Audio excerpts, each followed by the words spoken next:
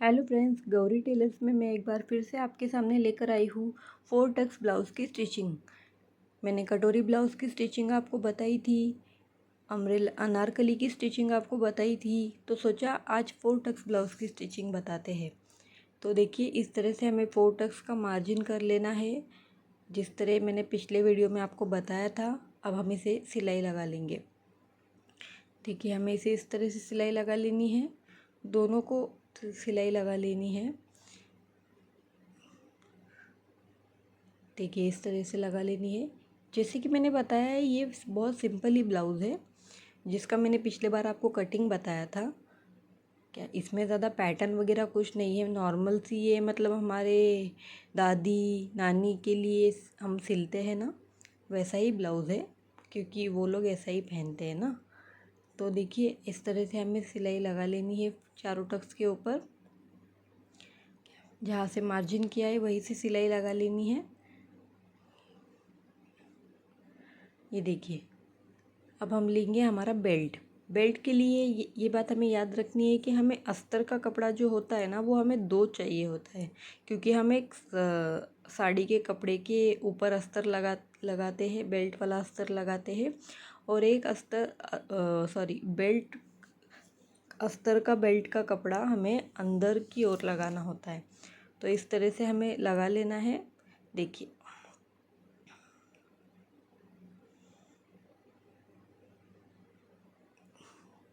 कैसा है, अगर हम डबल कपड़ा लगाएंगे ना, तो हमारा बेल्ट अच्छा बैठता है और कहीं से भी हलता नहीं है सिलाई के वक्त।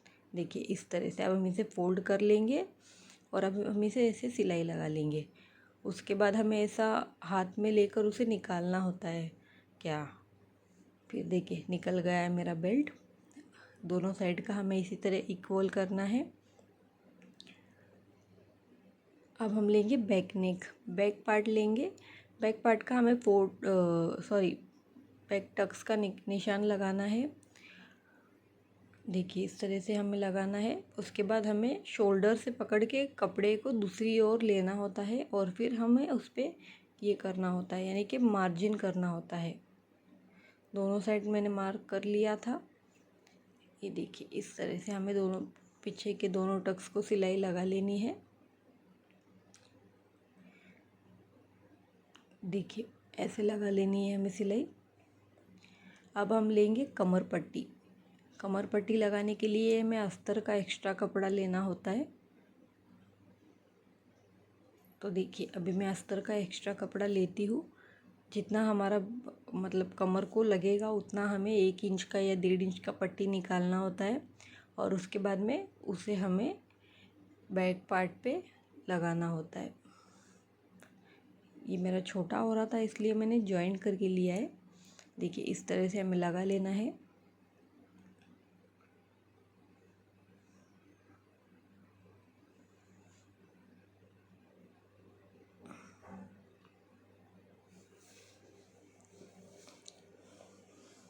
देखिए, ऐसा लगा लेना है हमें ये। अब हम इस पर डाप टिप डालेंगे। डाप टिप डालने से क्या होता है, हमारी जो कमर पट्टी है वो अच्छी बैठती है।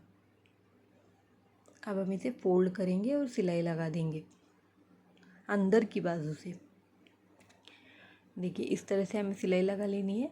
ऐसे अगर हम सिलाई लगा लेंगे अंदर इसे फोल्ड करके, तो हमें इसे हेमिंग नहीं करना पड़ता है। मतलब सिलाई से वो अच्छा भी लगता है और हेमिंग करने की ज़रूरत भी नहीं पड़ती है।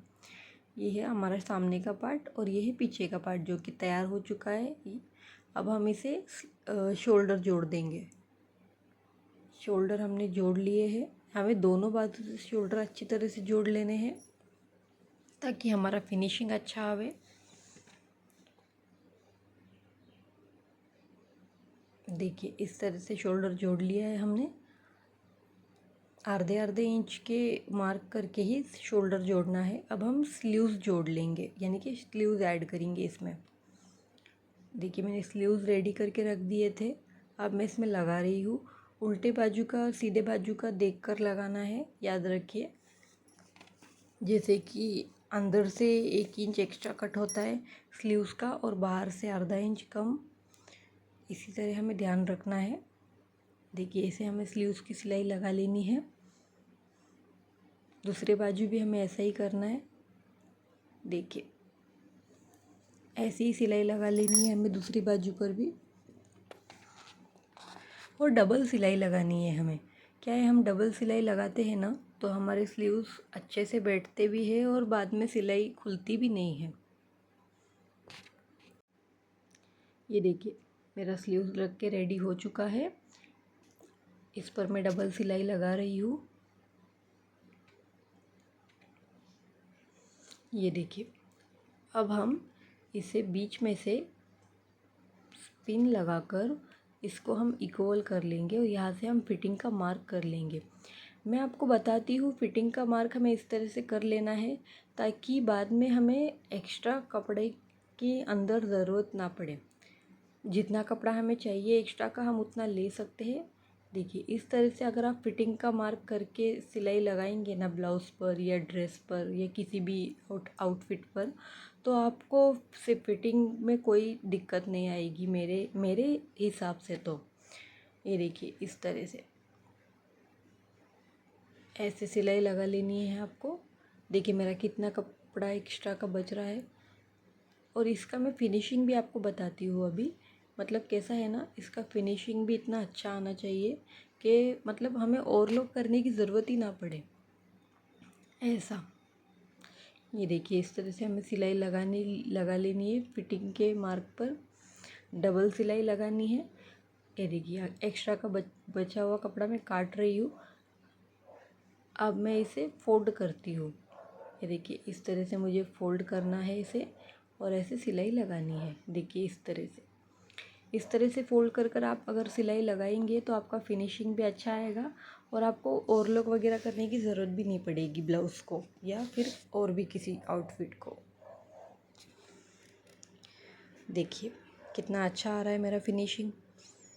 ऐसे ही हमें याद रखना है, हमें कभी भी फिटिंग करते वक्त ऐसे ही करना है। देखिए हो गया है मेरा। अब हम गल पट्टी लगाएंगे। गल पट्टी लगाने के लिए हमें कपड़ा क्रॉस में काटना होता है कि सीधा कपड़ा हमारा गल पट्टी पे नहीं लगता है, इसलिए 1 इंच 1.5 इंच कितने भी इंच की पट्टी आप ले सकते हैं, क्योंकि हमें इसे हेमिंग करना है गले को, इसलिए हमने 1 इंच की पट्टी ली है। देखिए इस तरह से अब हम इसे फोल्ड करके जॉइंट कर लेंगे। देखिए जॉइंट हो गया है हमारा। अब हम इसे गले पर ऐड करेंगे। जो एक्स्ट्रा होता है वो काट देना होता है हमें। देखिए अब हम इसे गले पर ऐड कर लेंगे इस तरह से।